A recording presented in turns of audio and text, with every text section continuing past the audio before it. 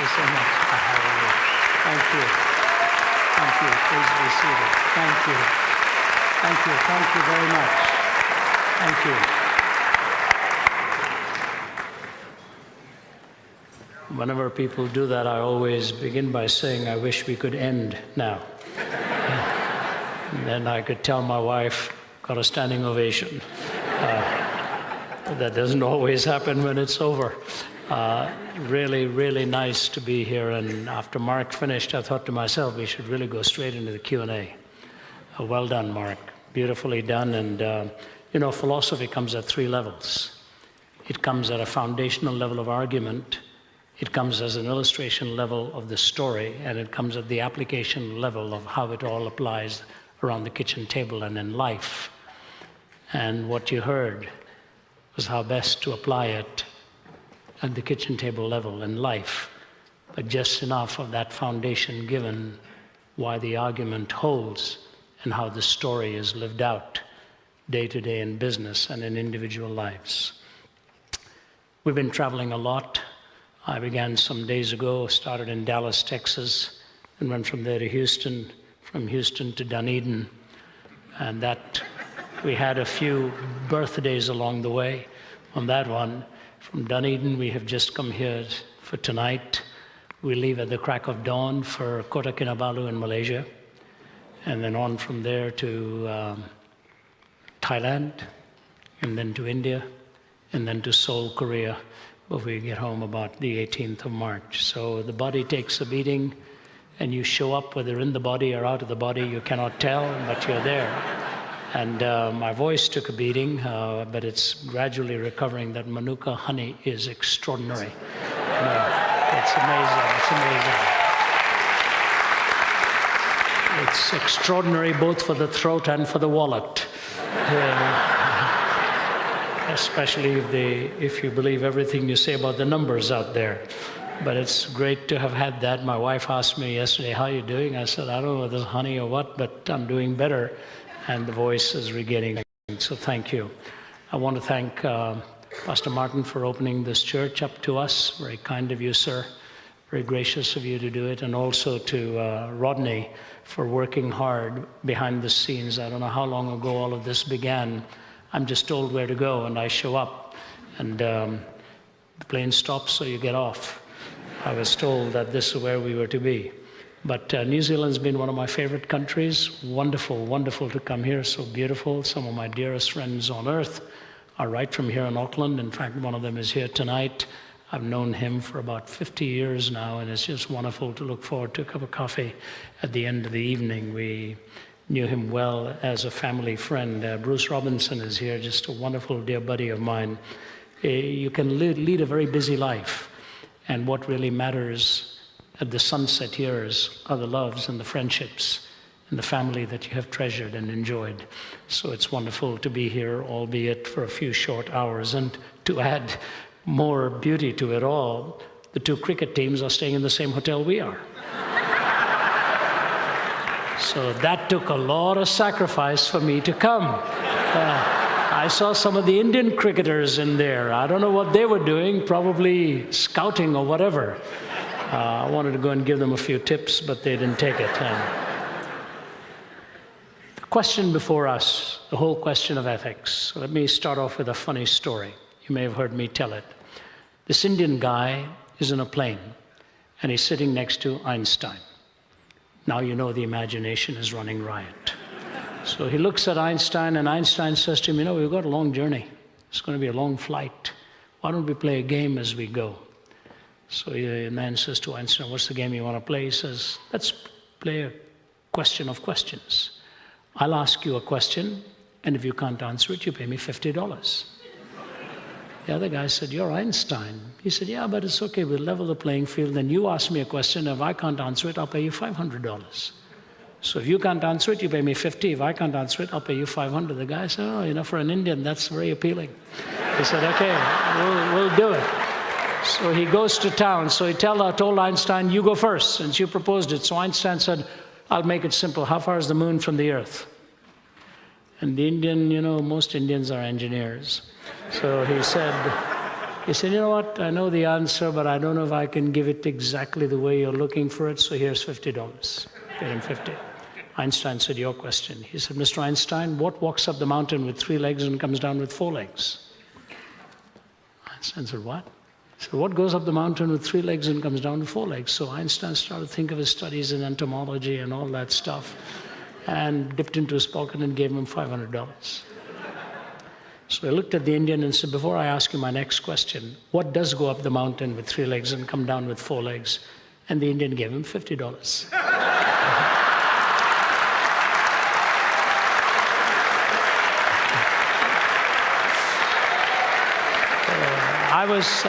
I was in, the moral of the story is don't get into a question time with an Indian. You'll never get out of it. Some years ago, I just left somewhere in the Orient and arrived in Newark, New Jersey.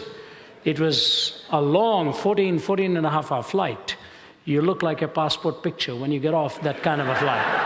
So I went to the gate and I looked at the marquee. It pointed to a different flight. So I said to the lady sitting at the corner, is this flight going where the marquee says it's going, or is it going to Atlanta, where I want to go? She said it's going to Atlanta. I said, oh, that's good. So I turned around to go and get myself a cup of coffee, and I heard the patter of feet behind me. And she tapped me on the shoulder, the same lady. She said, excuse me, are you Ravi Zacharias? I said, I'm afraid so. Yes, I'm Ravi Zacharias. She said, that's amazing. That is so amazing. I didn't know you had questions also.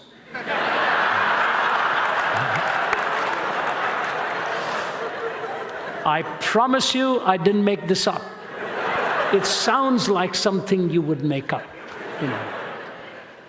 Questions. We're all haunted by questions. Right from the time we toddle around with the baggage around us, we're asking why, who, what, when, where. Even when we don't understand the clock, we say, when are you coming back? We understand very little about so many things, and we actually think we know a lot about everything. Before my father passed away, and it's a long story, my dad and I didn't have a good relationship in my youth, and he had every reason to be very angry with me many of the times.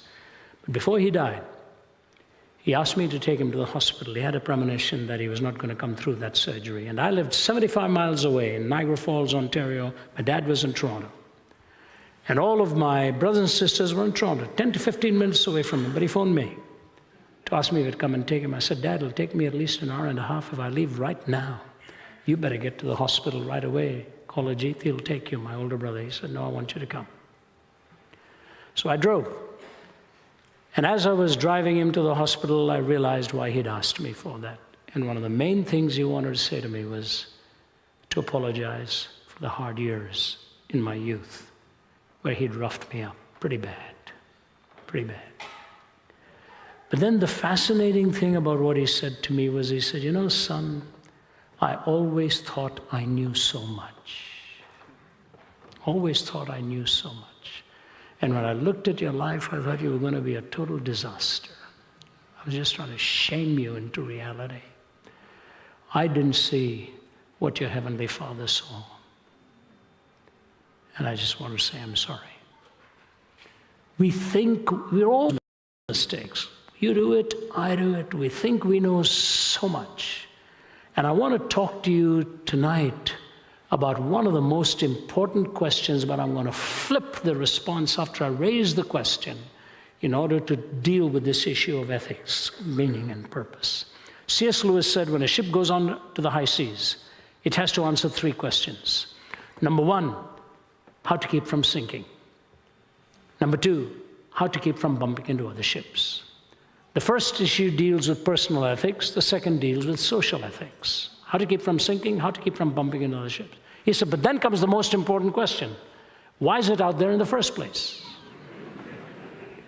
Why is the ship on the high seas in the first place? He said, that is essential ethics. That gives you the essence from which you derive the personal and the social ethics. And the truth of the matter is, when you go across the history of philosophical thought, whether you move from rationalism to empiricism to existentialism, to postmodernism, many of those isms made one fundamental blunder. In taking the finger of one discipline, they thought they were grabbing the fist of reality. In taking the finger of one discipline, they thought they were grabbing the finger of reality. Yes, there is a place for rationalism, meaning reason has a supremacy in dialogical discourse. Yes, there is a place for empiricism. You walk into the lab and you measure what happens when A is joined to B. The scientist does that all the time. But please take note. The scientist may know what happens when you put A and B together, but there's nothing in science that gives him the imperative as to why he should tell us the truth. That is not from physics.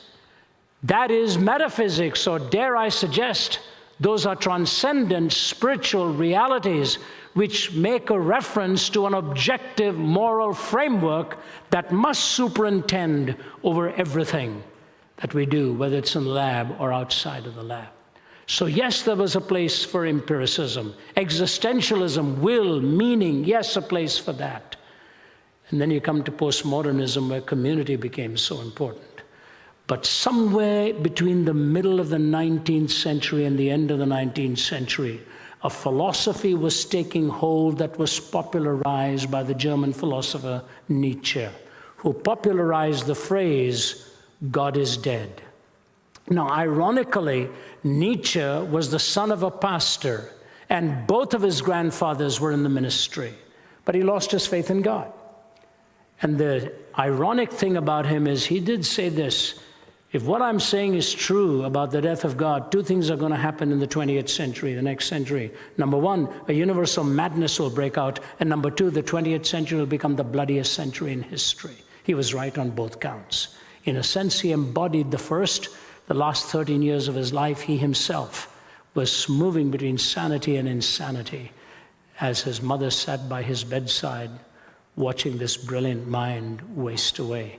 And in the 20th century, we killed more people than the previous 19 centuries put together in warfare. Turned out to be right. But this is how he said it. Have you not heard of that madman who lit a lantern in the bright morning hours? And he ran to the marketplace and cried incessantly, I'm looking for God, I'm looking for God. As many of those who did not believe in God were standing together there, he excited considerable laughter. Have you lost him then, said one. Did he lose his way like a child, said another. Is he hiding? Is he afraid of us? Has he gone on a voyage or emigrated? Thus they shouted and laughed him to scorn. But the madman sprang into their midst and pierced them with his glances. Where is God? He cried. I shall tell you, we've killed him, you and I. We are all his murderers. But how did we do this? How were we able to drink up the sea? Who gave us a sponge to wipe away the entire horizon? What did we do when we unchained this earth from its sun? Notice the series of metaphors and the questions here now. Whither are we moving now? Away from all suns? Are we not perpetually falling backwards and forwards and sidewards in all directions? Is there any up or down left?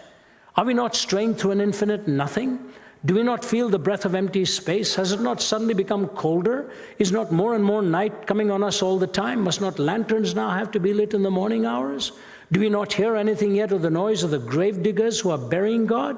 Do we not smell anything yet of God's decomposition? God's decomposed too, you know, and he's dead. He remains dead, and we killed him. Now, how shall we, the murderer of all murderers, compose ourselves?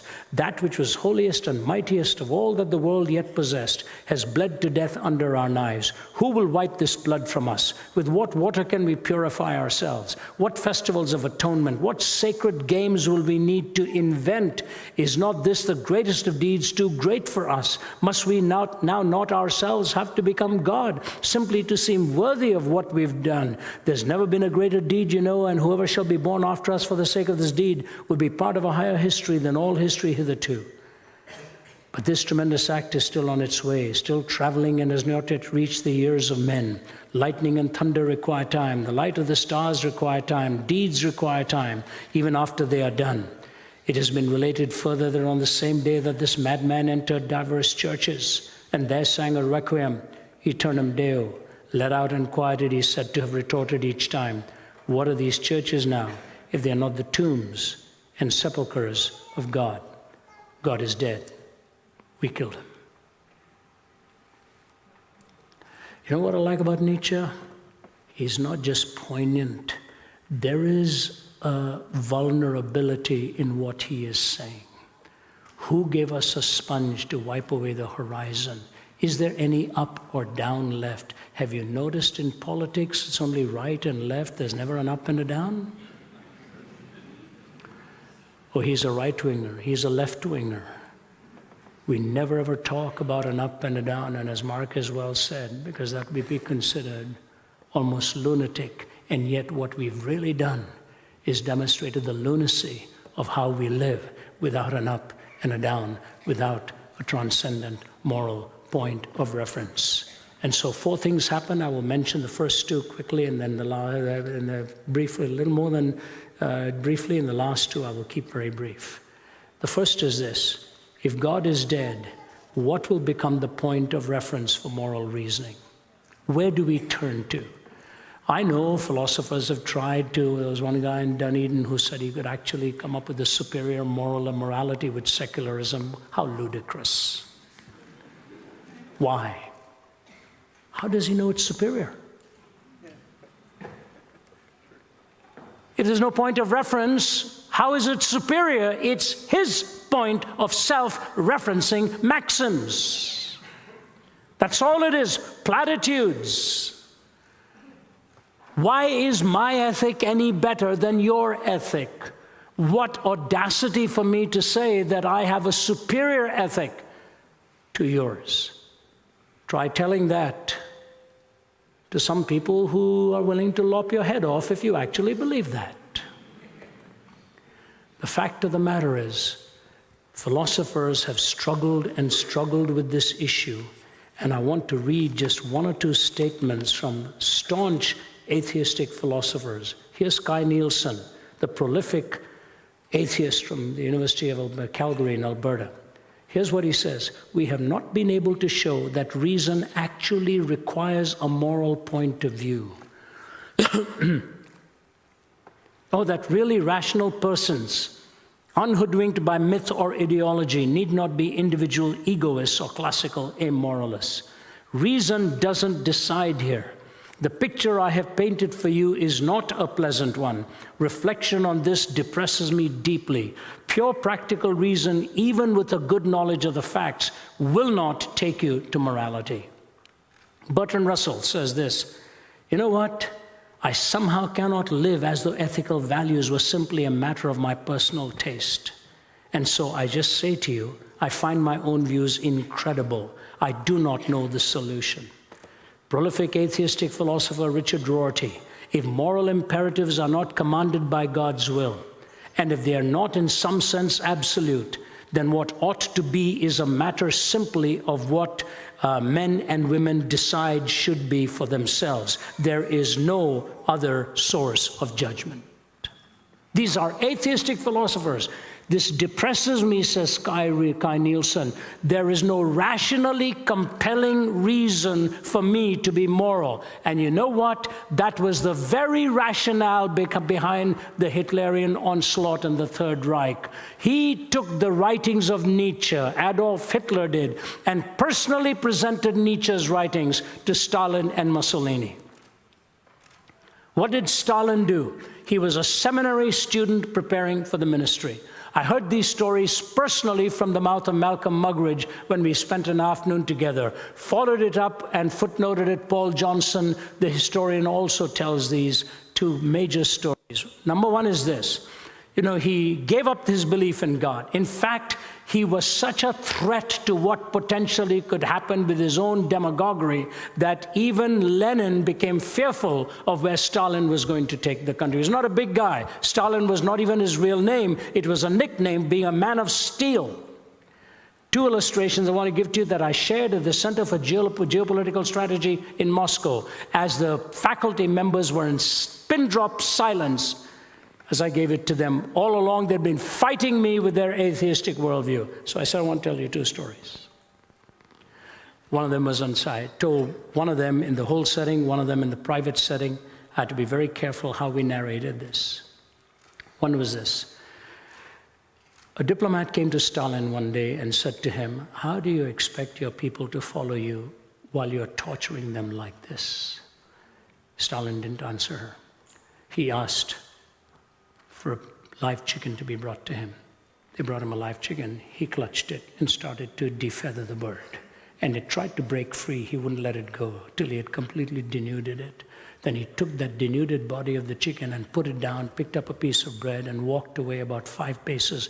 And the chicken hobbled over towards him and nuzzled between his trouser legs. He bent down with the bread in his hand and started to peck away at the bread. He said, do you have your answer, ma'am? I've tortured this chicken. It'll follow me for food the rest of its life. People are like that chicken. You torture them and they will follow you for food the rest of their lives. And he killed 15 million of them. Stalin told me he personally interviewed Svetlana. Muggeridge told me that when Stalin was dying, his daughter, Svetlana, was by the bedside and told Muggeridge this story, and in a BBC narrative, he told it. So she's standing by her father's bedside, and he's hallucinating, saying wolves were coming to attack him. But the last physical act he did was to half sit up in bed, clench his fist at the heavens one more time, put his head back on the pillow, and he was gone. The last physical energy he expended with a clenched fist against God. He took the logical outworking of what Nietzsche had said and treated man as nothing more than mere randomly produced by time plus matter plus chance. See, you may be a moral person, and I'm not saying atheists are not moral people. That's not my point at all. I'm just saying there is no rationally compelling reason in a pluralistic society for anyone's ethic to be superior to anybody else's ethics. They're all a whim of society and social constructs and culture. The moral reasoning fails. Where do we get our ethics from? Number one, you fail in finding an absolute point of reference for a moral law. Number two, you fail in your struggle, a very important struggle for meaning. Life hungers for meaning. I can tell you this after visiting scores of campuses after 40 years of an itinerant. We really don't hear a new question. My Muggeridge used to say, all new news is old news happening to new people. And so the new people keep asking the same question. And you know who are the loneliest ones in our world today? Either the high and mighty who have it all in fame and success and fortune, or the young who've enjoyed and indulged so early in life, they've come away empty-handed and they say, what have I got? What have I got? When I was a young speaker starting out living in Toronto, Canada, I was driving on the 401 highway in Toronto once. It was a cold, wintry, snowy night. And on the side of the highway, there was a boy just relatively swaggering on his legs. I thought, what is he doing on a snow-drifting night on the highway? He's going to get crushed. So I gradually, you've got to be careful in those icy roads. I pulled over on the side. And I waited till he came over. I said, are you okay? He said, can you take me home? I said, where are you going to? He told me where he was. I wasn't going in that direction. I said, get in the car, I'll take you. His first name was Lorne. And I started to talk to him, and he looked like a man in deep trouble. I said, Lorne, I'd love to get together with you if you don't mind. Here's my phone number, here's my address, give me yours too. I'm leaving early tomorrow morning to Midwest Canada. I'll speak there when I come back. I'll get in touch with you. He said, you're a kind man. Thank you, thank you. I dropped him off at home. It was too late. By the time I came back a week later, he had burned himself to death. But not before he mailed a piece of poetry that he'd written and sent it to me. Lost in a world of darkness, without a guiding light, seeking a friend to help my struggling, failing plight. So all of you good people just go on passing by, leaving me with nothing but this lonely will to die. For somewhere in this lonely world of sorrow and of woe, There's a place for me to hide, but where I do not know. For no matter where I go, I never will escape the devil's reaching, clutching hands or the drink of fermented grape. So maybe out of my grief and anguish, some poor wandering boy will see and build his own life pure and good and free. He become a slave to his habits. I've met young men, and remember my colleagues who travel with me will tell you, whenever I tell them my story of trying to kill myself at the age of 17 and how I came to know Christ on a bed of suicide, there's always somebody in the audience who stands in line and tells me, you know what, I'm struggling with it. I'm struggling with the same thing. The suicide rate in Belgium is so high right now that they are not calling it suicide anymore. They are calling it opting out of life. Opting out of life. Meaning, that hunger for meaning. Why am I here? What are the high seas about? Why am I out here in the first place? Moral reasoning demands we give an answer to life's essential worth and meaning. And I've said this in many, many places. You see, God gave Moses 613 laws. It's a lot of laws. But now we need 20,000 pages just for our healthcare laws. You know. Why? Because we broke one. What was the one law? You're only given one prohibition when it all started. What was it? Don't play God. Don't eat of the tree of the knowledge of good and evil, because if you do that, you're going to die. And what does the tempter say? Oh, no, you're going to become a god. Do it. You're going to become God. We made quite a mess of this world playing God. Now you need 3 conditions just when you get onto a plane. Do not touch, tamper, disable, or destroy. 4 conditions. The smoke detector. Why don't they just say, don't mess with it? Why touch, tamper, disable, destroy? Because you see, you can go to court and say, yeah, I did destroy it, but I didn't tamper with it.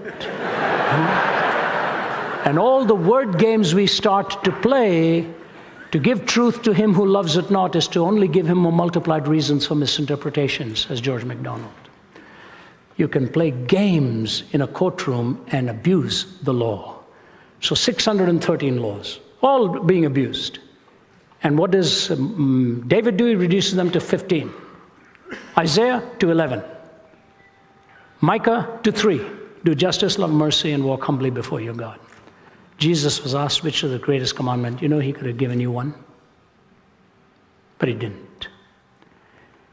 He said to love the Lord your God with all your heart and all your soul and all your mind and all your strength, and to love your neighbor as yourself. On these 2, says he, hang all of the laws and the prophets. Because of the first, the second follows. Without the first, the second would be with its feet firmly planted in midair. The vertical gives you the imperative for the horizontal. That's when you find meaning. When God says to you and to me that we are created in his image, which gives me moral reasoning and self-determination. The hunger for morality, the hunger for meaning. Thirdly and quickly, the hunger for hope. That life ought not to end with its 70 years and 10, or justice would have been prostituted and violated. There is an eternal judge. But I close with just the 4th. What is the greatest longing of your heart and mine? If you're dead honest, what is the greatest hunger and longing in your heart and mine? You know what it is? It's for the supreme ethic we call love.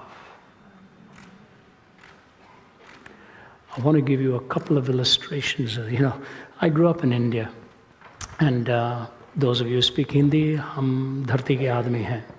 I'm a person of the soil. And there's a Hindi song that says, na main bhagwan hu, na main shaitan hu, june duniya jo chahe, samjho main to insan hu. I'm not God. I'm not Satan. I'm merely a human being. Now, Indian movies are now being imitated by Hollywood. We had people stealing the Taj Mahal in the movies and returning it the next morning. Batman does the same thing. They've just borrowed all this stuff that Indian movies have been doing for years, but there's one thing Indian movies did which were quite fascinating. There was no kissing on the Indian screen. They just chased each other around during a song. And by the time he would catch up with her, the scene would change. There was a great Indian comedian by the name of I.S. Johar. He was asked, what is the difference between love on the Western screen and love on the Indian screen? He answered in one word, trees. You just chase each other around trees, and that's the love scene, But it's fascinating in a culture in which you were never allowed to hold her hand or look more than 10 seconds, that we do so many movies on love. The movies on love if you understood the language, it's so beautiful the way they express themselves. Do you really see it in real life? My brother-in-law, Sundar Krishnan, is a Hindu convert, nuclear physicist turned pastor. Some of you may know his name. Brilliant expositor, married to my sister. His father was dying in his 85th year. And at the bed, he called his wife beside him. And in the Tamil term, he called her his sweetheart. And he said, I know this is the first time I have ever called you that.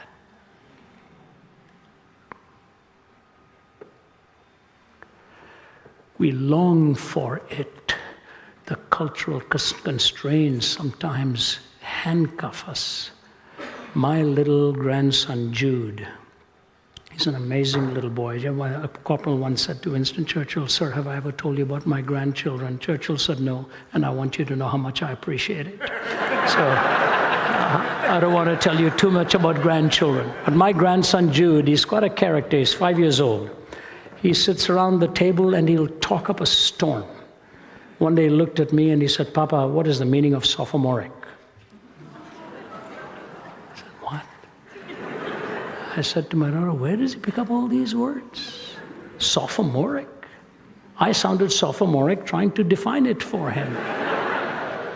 But here's the little guy. He thinks so deeply, he will shock you with the things he will say to you. When he was 3.5, my daughter Naomi is a wee little gal, beautiful gal. She'd lost her car keys and running around the house couldn't find it. Slapped her forehead and said, I must be losing my mind. And Jude came and stood in front of her. He said, Mommy, whatever you do, please don't ever lose your heart because I'm in there. 3.5-year-old boy. Who taught him that? Who taught him that? 3.5 years old. My father-in-law died at the age of 85. He was an engineer with Shell all his life. One of the finest men I ever knew, Lindsay Reynolds. Had 4 daughters. The biggest grilling I ever took in my life was when I asked him for permission to marry his daughter. The questions he asked me, I thought, my goodness, I thought pre-med was tough. When he was diagnosed with a tumor in his kidney, from diagnosis to death, it was 4 months. He was 85, and he shriveled down to a bag of bones. Bruce was in the audience, knew him well. While he was wasting away, he couldn't speak anymore. And he was silent for days. I flew out to have some meetings. I told my wife, I said, honey, I'll be back in 3 days.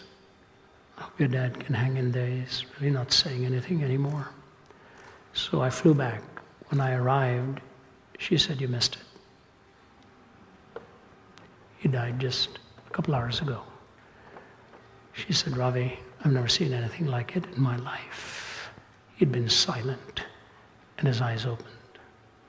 And he looked towards the ceiling, and he said this, that's amazing. That's just amazing. As he looked to the heavens. And then he looked at his wife of 60 plus years and he said, Jean, I love you. And he was gone. He honored two of the greatest trusts, his love for God, whom he was going to see. For eye has not seen, ear has not heard, neither has entered into the heart of man the things which God has prepared for them that love him. And he honored his earthly commitment of loving his spouse. In this world without God, where are we going to find our definition for love if we don't go to agape? For God so loved the world that he gave. For God so loved the world that he sent his Son. But God commendeth his love towards us, in that while we were yet sinners, Christ died for us. The love of Christ on the cross, with the arms outstretched, that says, Father, forgive them, for they don't know what they're doing, is the most unique concept of coherence of God's creation, the incarnation, the transformation, and the consummation that he brings in your life and mine.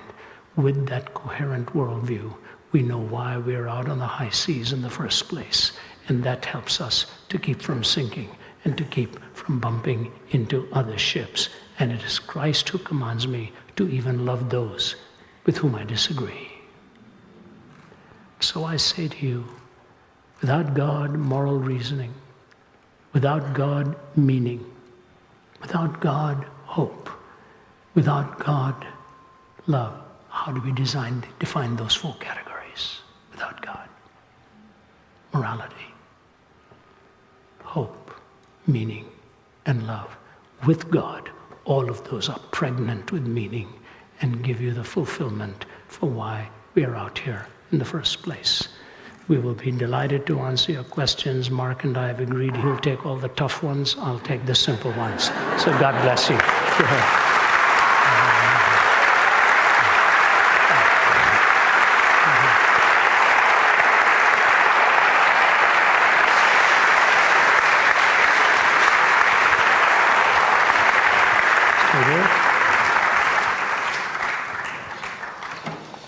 Goodness me. If I could have got any closer to the edge of my seat, I would have fallen on my knees on the floor. That was fabulous. Thank you so much. Being in the presence of wisdom is an awesome thing. Graciously, Ravi has agreed to answer questions, and the way that's going to work is simply Rodney is going to greet you at the microphone stand, and he will listen to your question, then we'll direct the questions to Ravi or to Mark. At the conclusion, and we're doing questions for about 30 minutes, at the conclusion there will be some ministry time, and there will be people who just love to engage with you about the mysteries of the gospel and to talk about the love of Jesus. So if you've got questions in your mind, there will be people here specifically to help you do that. So if you have questions, I'd like you to come down to the front and see Rodney. He will help to moderate that. What I'd like you to do, if possible, is to avoid questions like, is Donald Trump a man of God or not? Let's stick to the subject at hand, if we may. I'm sure there are not too many questions which will vex our guest, and if you've seen any of his work on podcasts or listened to him on the radio, you know that he is well considered in his answers, and they are beautiful. So we are on. Hi there. First of all, thank you very much for that. It was an honour to be here and hear you. I have a question about strategy for apologetics and evangelism going forward. What should the loving Christian response be to an increasingly existential, pluralistic world that views our loving message as irrelevant and hateful?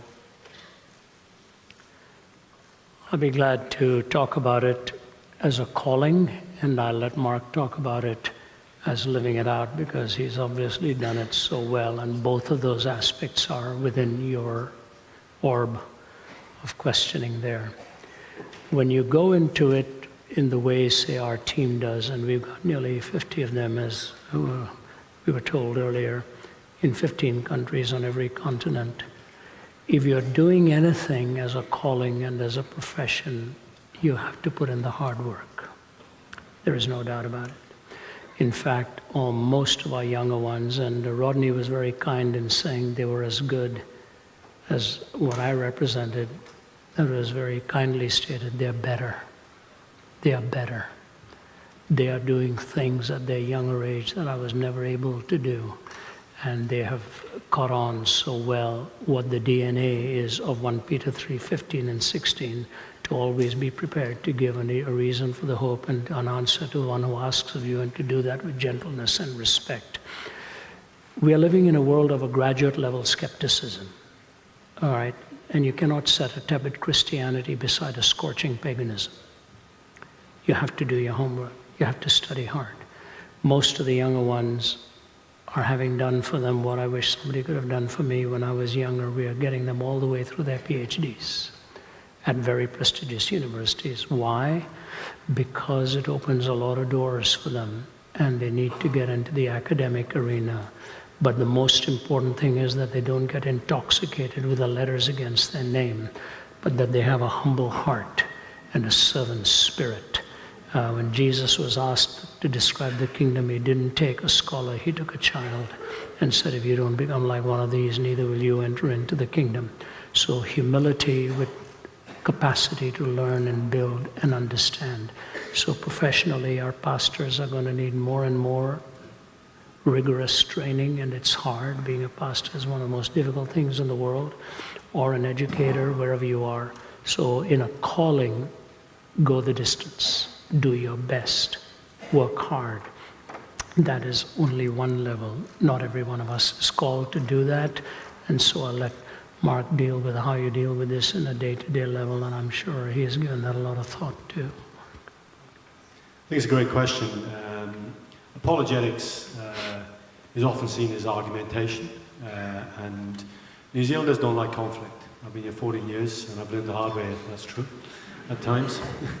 But they do enjoy conversation, and I think conversational apologetics, where you're relaxed, is important, and especially in a New Zealand context.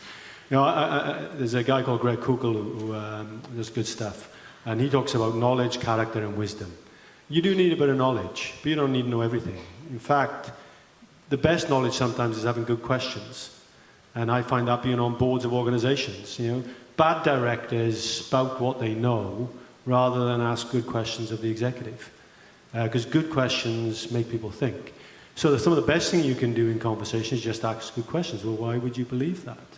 You know, what's your reasons for that? Rather than feel you've got to have all the answers.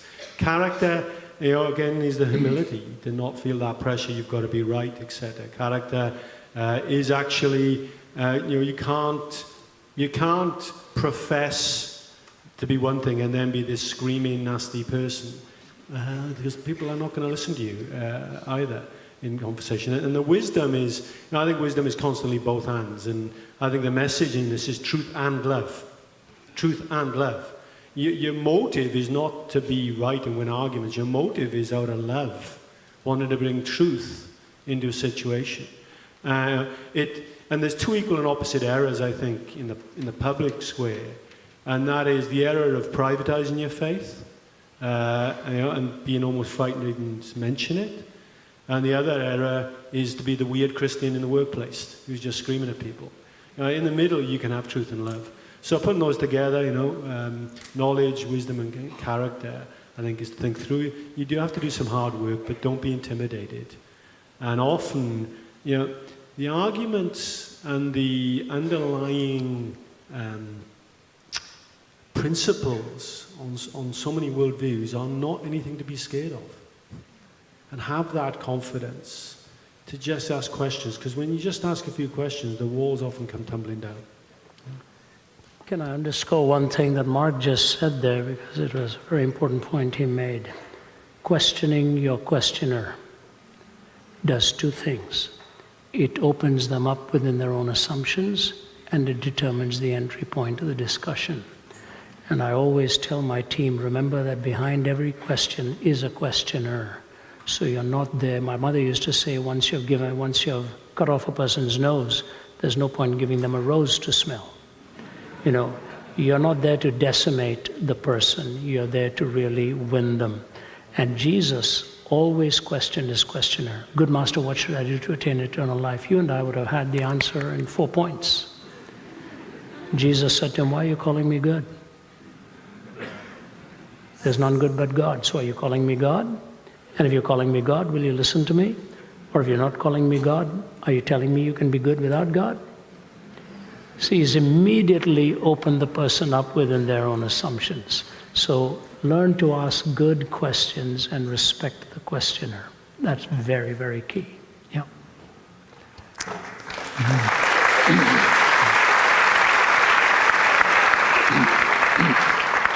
Mugridge is to Zacharias what Zacharias is to me, so it's an honor to be here, sir.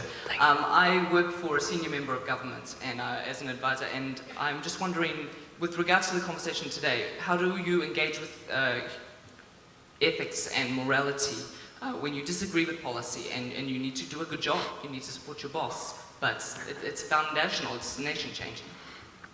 Wow. Yeah, you're right. My condolences to you. That's very, very tough. That's very, very tough. The thing is this, I put it this way, if you don't mind me standing, it's easier on my back. We think, in America, for example, I hear this again and again and again. We are a culture of laws. We're a country of laws. We are built upon laws. So they keep talking about laws as the root from which this tree called America sprung. The trunk is politics. Law builds that trunk up, and the branches are culture. Okay? Law, politics, culture. And when I speak to them in the political arena, I ask them, what holds the roots? The roots don't hold themselves. They need a strong moral soil that holds the roots. The challenge in politics today is such a difficult one because of a pluralistic culture. When I spoke to the African presidents in Maputo, Mozambique. I'm from Mozambique. Are you really? Well, the only time I'd been there, and President Obasanjo of Nigeria had hosted it. We had Kofi Annan there at the table, and right in front of me was Muammar Gaddafi some years ago, and they asked me to speak on finding answers in that continent. And one of the presidents, whom I won't name, was walking back with me after I finished. He said, Mr. Zacharias, our cumulative wisdom is unable to meet the daunting challenges of our time. Our cumulative wisdom is unable to meet the daunting challenges of our time. So my answer to you is this: you will never win it all, but you must try to go for the deepest convictions that you carry to help change society. And the deepest conviction has to be answered with one question: does essence define existence, or does existence define essence? The existentialist said, existence defines essence, and we saw what happened to the existentialistic world. But when you go to essential ethics, and who you are should determine how you live, build that conviction within your boss's heart, gently, line upon line, precept upon precept, and let him watch your life. Even if he doesn't take everything you say, the day you come to part ways, he will probably look at you and say, I respect you for the man you are and what you have actually stood for. And so I start off with this. We will never change our world with politics. Politicians will come and go. But one head of police, I want to be careful here, in one of the countries not far from here, was speaking to me when I was speaking to civic leaders. He was sitting 2 away from me at the table. He said, Mr. Zacharias, I have 18,000 law enforcement men and women working under me. He said, next weekend is Father's Day. He said, in one section of our city, that is the most dreaded day of the year for the young people, because 90% of those young people in that area of the city don't know who their father is. If we don't rebuild our homes and our families, there's no hope for the future. We have to start with raising our young and building our young.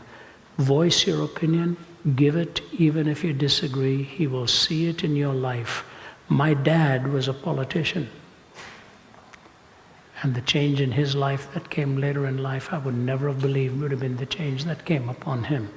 It will happen, and ironically, I have seen it happen in many places We think it's the pharaohs and the monarchs, but there's the Daniels and the Nehemiahs and the Josephs and the Moses that steer the ship ultimately that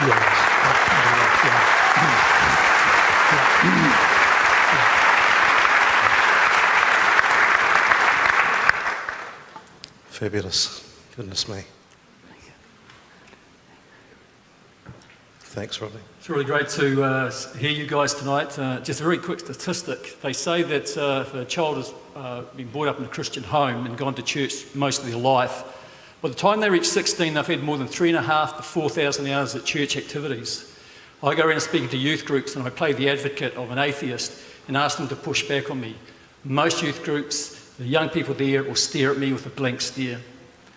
My question is this, going on from what Mark said before. How do we reach this next generation with apologetics? I believe it personally has got to start in the home, but I see increasingly youth struggling under the secular worldview and being scared to stick up for their faith. And I don't want to turn them into, fire-breathing apologetics. And like you say, Ravi, we don't want to, cut off their nose and give them a rose to smell. But how do we give them that love for the lost and that knowledge to push back on this ever-increasing secular worldview? Thank you. Look, there's no easy solution, and everyone can do their bit, and it's not the pastor's job alone. Ministry, mission, church, they're words that get distorted, and we start to think about them as narrow about certain individuals. We're the church. The person who said to me when I went to work at the warehouse and stopped being an associate pastor in a church said, "Why do you leave the ministry?" I just said, "What? You serious?" So we've all got a role. So everyone needs to do their bit as the people of God, in your church, in your place. And then the question is, what's there to support and equip you? That's why Thinking Matters I support. There's so many resources now. Core Kids Christianity for Kids, with J. Warner Wallace has started to produce is really good stuff for kids, for example. It's all available online. You can Google it. It's just all available. So I think inviting people to speak, connecting with Rodney, I think the more people who do their bit, and also pushing back on the distorted view of what apologetics is. I think a lot of people are frightened of apologetics because they think it's about arguing with atheists. It's all about complicated science stuff. And I think what I feel called to is more, it's simple really. What is reality and how do we know it? And then putting that into simple language is not there to look clever. And so everyone doing their bit will gradually move the dial. And that may not be motivational, but I think that's how things happen. So Rodney's been, with Thinking Matters, has grown stuff. Getting Ravi here. Confident Christianity has grown over the last few years. I'm actually delivering a course at Carey Theological College, which will be part of the theology degree in apologetics for the first time this year. So it will gradually grow. But we need to make sure it doesn't become the reason some pastors have become afraid of apologetics. When somebody turns up, tries to show they're intellectually superior, tries to be clever, have all the answers, and has no grace and no love. We've got to have both together. And by doing that, the thirst for truth, people are seeing this whole experiential, young kids aren't interested in this, is utter nonsense. They're deeply interested in it. They're deeply interested in the questions of meaning, as Ravi said, the questions of purpose, the questions of how to live. And so we've just got to work out how to do that. And the more people who do it, get the conversation going, use the resource out there, the more we will shift the dial. Great. Could I just add to that, if I may? I've said to some people recently that my daughter recently turned 4,500 days old. And I think one of the issues that we face on this earth is that we measure in such odd ways. And, I want to encourage parents because in those 4,500 days, it's 4,500 opportunities to tell her how wonderful and how unique and beautiful she is. And to kiss her goodnight 4,500 times and to greet her in the morning 4,500 times. And I've got to pay $20 for mentioning her tonight. But not 4,500 times, $20. But, the more that we can tell our kids the things, because what I'm observing working in the media is the utter influx and overwhelming information coming at them that's telling them anti-Christian messages, telling them things which are just lies. And, you know, it's not surprising to me that the rise of technology and the rise of disbelief are hand in hand. And I could quote you studies that talk about the use of technology being causing aggression, depression and psychosis in children. In fact, I interviewed a guy called Dr. Nicholas Kadaris out of Long Island, New York, who's an addiction specialist. He said it's easier to get people off meth than it is to get them off devices. There's a reason why devices are so popular, and it's killing conversation, it's killing relationship. But, you know, be encouraged, parents, because the more we tell them the truth, the more that will permeate who they are. Just keep telling them. Keep telling, and, you know, and I keep telling my daughter, she's unique, she's wonderful, she's creative. You know, she's the image bearer, she's Imago Dei, she carries the image of God. Can I just add one thing? I'm an idealistic realist, I'm an optimistic pessimist. You know, there's this two equal and opposite errors again. There's this, oh, the world's going all bad, everything's wrong, etc. You know, when we got to get used to the fact we're not in charge anymore. Whoopsie-doo. You know, the Israelites were 400 years in Egypt, so let's get a God perspective for that. You know, relax a bit, but then do our best. You know, it's those tensions together that, you know, we're not called to be successful. We're not called to win. We're called to be faithful. You know, the beginning of wisdom is the fear of the Lord. You know, and so that brings a peace. It's not about our success. It's not about our performance, but it calls us to action.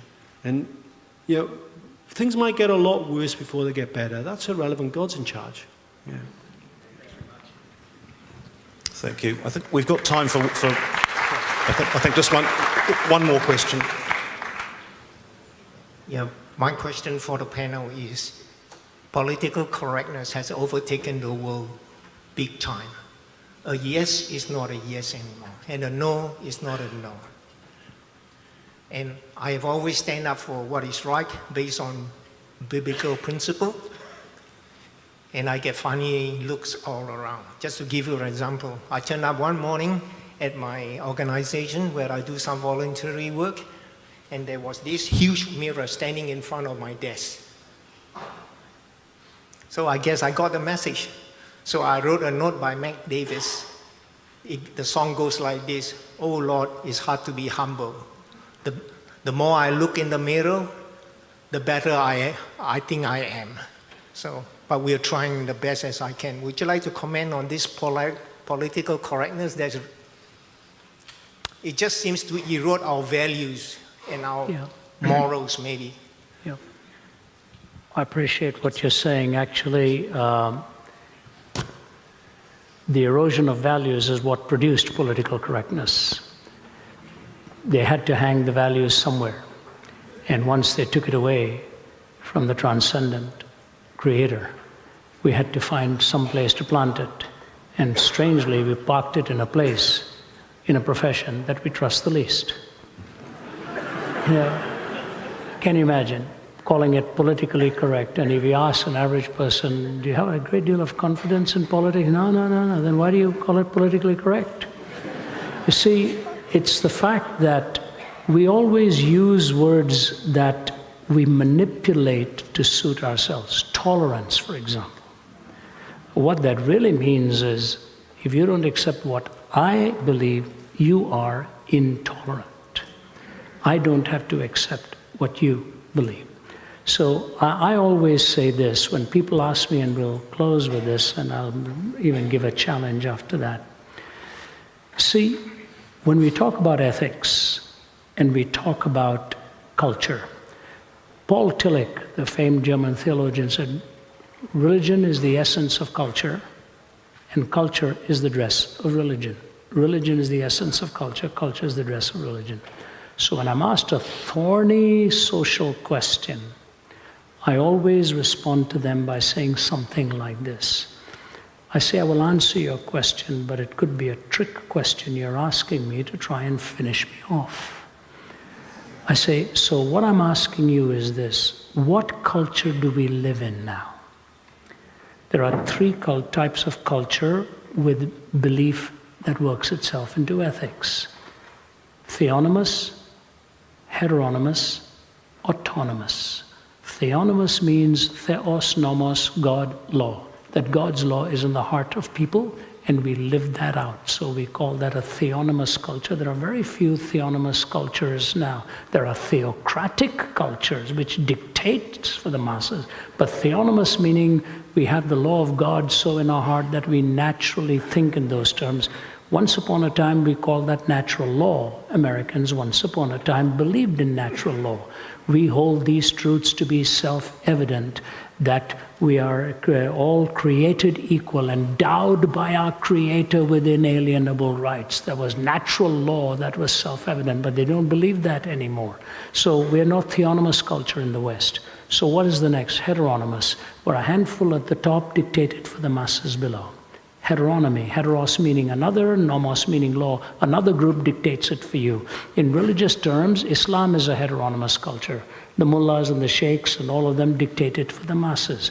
In political terms, communism is a heteronomous culture. The few at the top dictate it for the masses below. The West does not go in that route as generally speaking here. So we are not theonomous, we are not heteronomous. What then is the third option? It's autonomous. Autos meaning self, nomos meaning law. So I'll always say to the questioner, are we an autonomous culture? He would say, yes. I say, my question to you is this. If I answer your question, will you give me the privilege of autonomy? Or will you suddenly switch to heteronomy and start condemning me that I'm not in agreement with the view that you hold? And so what I say to you is that political correctness and heteronomy has taken over. And the reason is because we do not ever believe anymore that we are created in God's image and endowed by our Creator with rights. So the reality in the West with political correctness is hanging on to a breaking branch because we have come severed from the roots. Okay. We have time for one more. That's fine. So facts doesn't matter anymore? No, facts are a good question. I don't want to get branched off. If you know that Oxford Dictionary's new word for the 2016, post-truth? Post-truth. That facts don't matter anymore. That's exactly what they say. Now the question is, if this is a post-truth culture and facts don't matter, is the fact that this is called a post-truth culture true? So you can't do away with truth ultimately, but that's three things, by the way, on that. Post-truth means three things. Facts don't matter, my feelings do. Number two, it says that you really can distort it in any way you want, so long as you have a lofty end in mind. And so the third reality is, hence we produce the lie stuck like a fishbone in the throat of the microphone. Whether it's the media or anywhere else, it doesn't matter whether what they're saying is true or not. They want to generate a feeling within you. And so with truth being dead, we have to find what is the most appealing lie by which to live. Okay, thank you. All right, well, we will take one more question. Thank you. Thank you all for speaking tonight. I'll cherish what you've had to say tonight. It's a simple question, really, but kind of a broad one. Given the ideological context of the 21st century, what does evangelism need to look like for Christians? That's my question. Thank you. I'll do a short answer and then I'll leave you to do the hard bit. Look, I think it's truth and love. You come back to that. It's sort of see, I like to take complex and make it simple. Yeah, I like to take complex things and try and make it simple. And obviously, sometimes I think we overcomplicate stuff. Love God, love others. You know, the greatest commandment. Truth and love. So we've got to get equipped. You know, the previous questioner, what have we done? We've not been smart enough. You know, I think. You know, we do have to get equipped, we do have to get knowledge, we do have to build character, we do have to be wise when to speak and when to not to speak. And when I said we've got to be used to being in charge, our posture often is one of power and dominance. I don't think it's a bad thing for us to take a posture that's not in that position. Yeah? And the early church wasn't in that position, yeah, as well. So for me, you know, I'm not a great evangelist, or I don't claim to be that, but in your place where you are, growing in Christ, in knowledge, wisdom, and character, and being in that place, neither ashamed of your faith, nor actually not loving others, just wanting to be right, you know. The starting point is to have move to a position not of judging others, that knowing, understanding, appreciating, then you can evaluate and talk into that, and they'll listen, you know, generally. So the more people we can build and grow into those positions where they seem to have wisdom, they ask good questions, they perhaps, you know, when somebody says, what do you think about homosexuality? What do you think about X? Well, the first you ask the question, are you a tolerant person before I answer that? You know, rather than diving in, you know, to what you might think or not. Being smart, equipping yourself, and I think is the key thing, you know, and celebrating their diversity in that. You've got passions that God has put on your heart. Actually, the passion for apologetics is quite a small minority. I actually think that's probably a reason. Other people are passionate about music, other people are passionate about the arts, other people are passionate about preaching. But don't be cowed by your passion. God's put it there for a reason. So develop it and use it. Use that gift in honor of God for the love of others. Let me add a footnote to that. See, changing a person's heart is God's prerogative, not mine. Apologetics is the seasoning, it's not the main course. The main course of the gospel. All right, you just sprinkle the seasoning and you do that. You really don't argue a person into the kingdom. If you do, somebody else will argue them out of it. Okay, you really want that change of heart to take place by the Holy Spirit, and that's what God does best. He changes hearts the way you and I can't. The second thing I want to say to you is, evangelism took a beating from the 1970s and 80s onward. Why? Because it became a commercialized endeavor on television. And people were not slow to see the big money, the big machines, all the artificiality of it all. And skeptics would look at it and say, this is a mockery. I can't really take this seriously. And as a result, we've lost a lot of ground in the last 30 to 40 years. People take people seriously when they see there's a genuineness. It's fascinating. One of the most poignant writers from the other side of the fence is Matthew Paris in England. And Matthew Paris has an article that he wrote some time ago. Shockingly, he has an alternative lifestyle and he's an atheist. But he went to Africa and he saw a small group of young guys and girls who are ministering to people. And he said, I've come away from there shaken in my own atheism and wondering how I can even now write what I'm going to write. He said, my world is in a different world. But he said, I watched them and I found out something. I've got that article right on my phone. It's a powerful article. He said, if Africa is going to change, it is going to take evangelism, he said. Otherwise, you end up with a blend of the big man and the Nike and the machete, all put together. He said, the change of heart is needed, and I am coming away convinced that evangelism is an indispensable component in reaching that continent. Only one thing I disagree with him on, it's not just Africa, it's the whole world.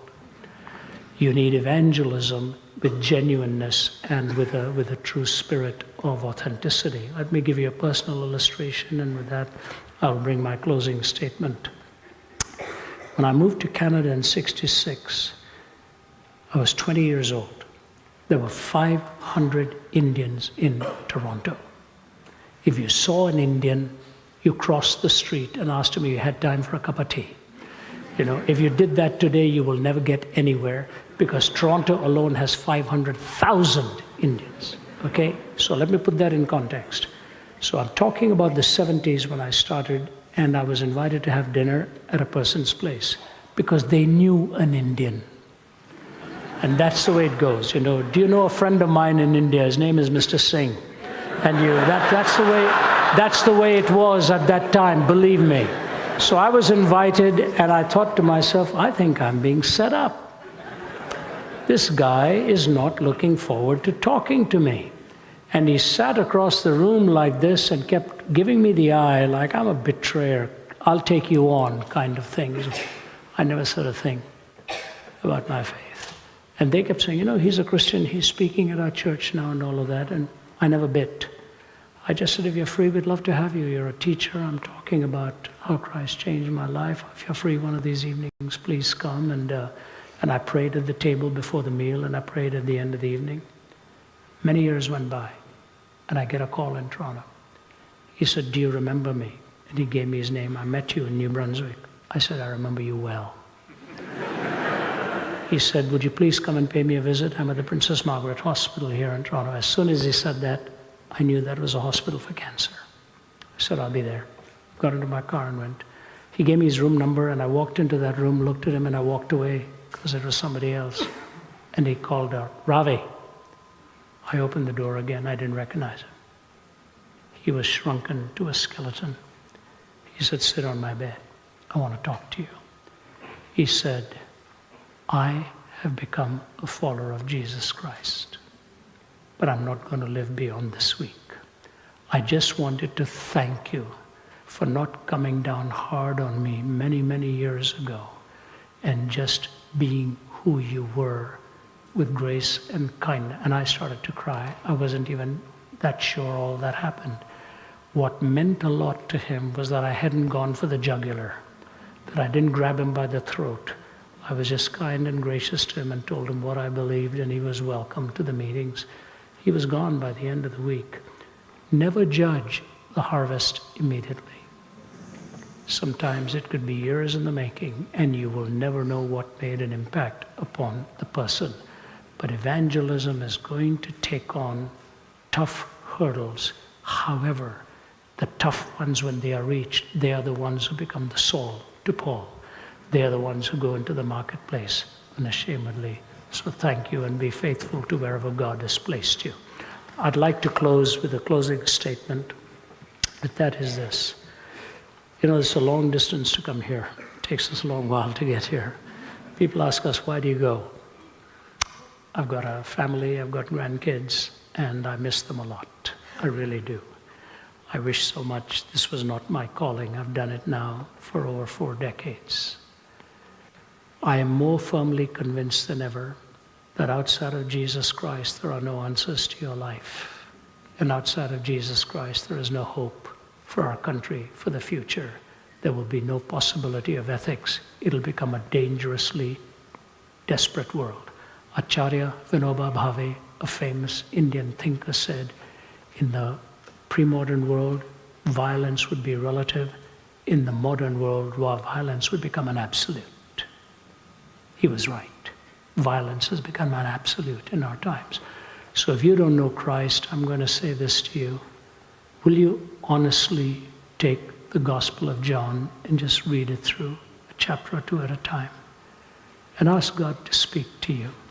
And if you have wandered away from Him, get right. Get right. Give your life back to Him. There's nothing out there. It'll leave you emptier than when you started. Only in Christ is the perpetual novelty. My colleague here, Sanj Kalra, was a salesman producing tens of millions of dollars for a successful medical device company. He lived for pleasure and every indulgence you can think of till it broke him, nearly broke his marriage, nearly broke his family. He's sitting here with his daughter here tonight, one of his 2 girls. He was on a suicide drive to kill himself. And he drove into the church to talk to the pastor and literally got on his knees and grabbed the pastor's legs and said, I'm not getting out of here till you help me. God transformed him.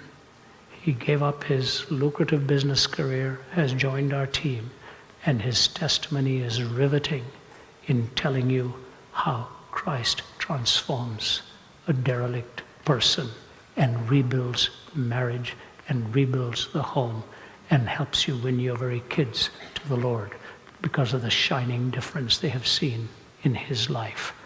If you don't know Christ, put your life into His hands tonight. If you do know him but have walked away from him, pray the prayer of repentance. This is a beautiful crowd. We are honored that you've come here to give us a hearing. We are truly honored. When I saw the crowd outside, my heart sank. I said, what am I going to say? Why are they here? I hope you are here for just one thing, to see what God has to say to you. And if you will just say, God, speak to me, I promise you, if you genuinely mean it, he will make your life more beautiful than you ever imagined. I'm not saying pain-free, I'm not saying trouble-free, but he will build within you the beauty and the purpose for which he created you. And there's only one like you. Nobody else can replicate you. Ask him to do the miracle in your heart. And I'm going to ask you to bow your heads in prayer with me now.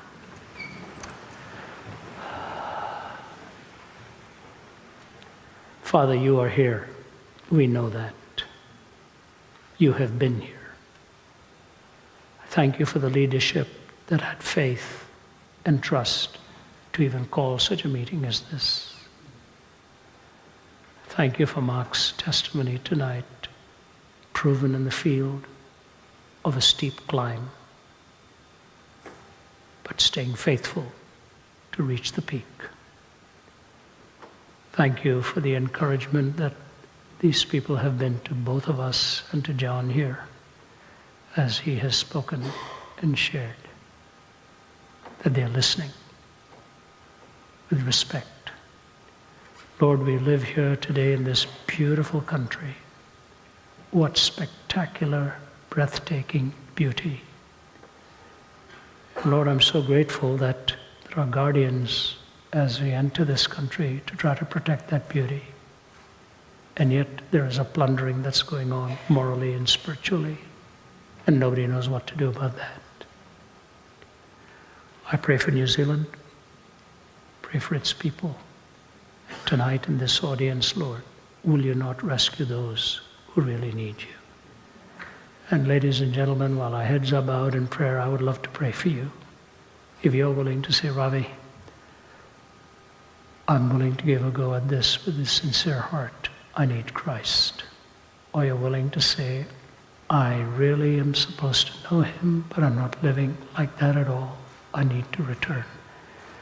If God has spoken to you and you're responding to his wooing and this call, will you just slip your hand up and put it down? I'd love to pray for you as we close. God bless you, sir, right in the front. Yes, yes. Hands here at the ground level. God bless you at the back. Back there again. At the back, in the middle. Looking to my right. Yes, thank you. Other hands here looking at the ground level. Especially if you've never really trusted him, but tonight you want to make that turn. Would you do it? And yet by that simple upraised hand, you again say, please pray for me, Ravi. I want to make this turn. I've been running long enough. Thank you, ma'am. God bless you. Thank you, sir. Appreciate that. Anyone else at the ground level on my left? Thank you, sir. Yes, thank you. Upstairs. Just a quick look upstairs in the balcony. Yes, on my left, extreme left there. 3 or 4 hands, and yes, looking to my left there. And as I'm surveying this upstairs to the right in the balcony, just hold it up high so I can see it. Yes, yes, thank you. Yes, sir, thank you so much. Thank you. I see a couple of hands there and right at the back. God bless you.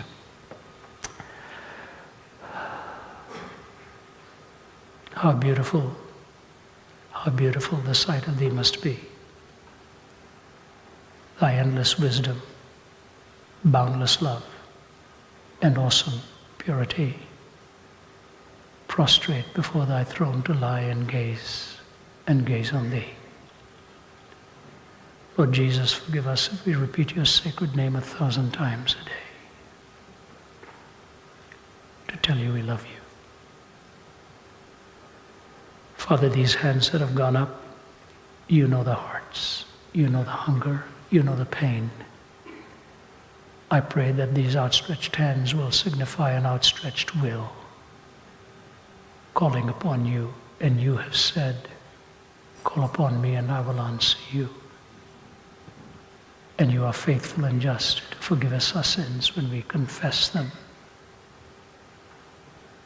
We come before you tonight on behalf of the people who have just taken that decision. You know what that decision is. Make it real, and what we've heard tonight to be truly true, in keeping with reality. Transform the hearts. Let it be a new beginning. And if people leave here without knowing you but need to know you, follow them like the hound of heaven. And even by their bedside, speak to them so that that'll be corrected. Let your benediction rest upon all of us. Thank you for giving us such a lovely evening and a delightful theme to talk about what is true, good, and beautiful. You, Lord Jesus, embody that in fullness. We ask your benediction and pray your presence to go with us. In Jesus' name, amen. I'll tell John to deal. If you can give him instructions on what to do.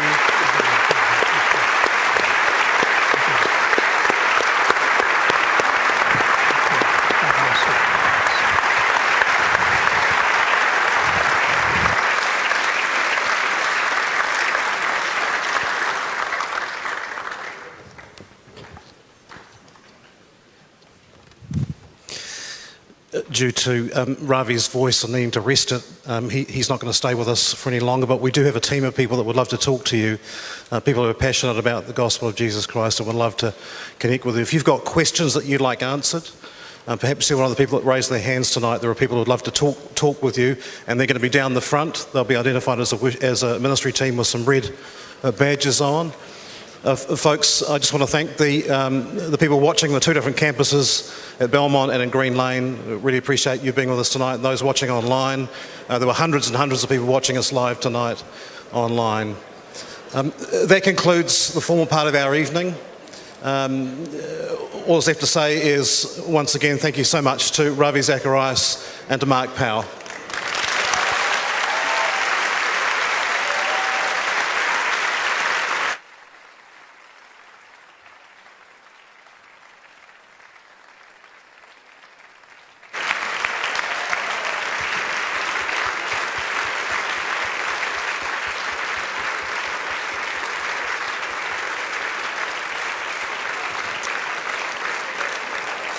And again, a big, just a thank you to the team here at Harbourside for their graciousness and for putting on the staff to do this event this evening.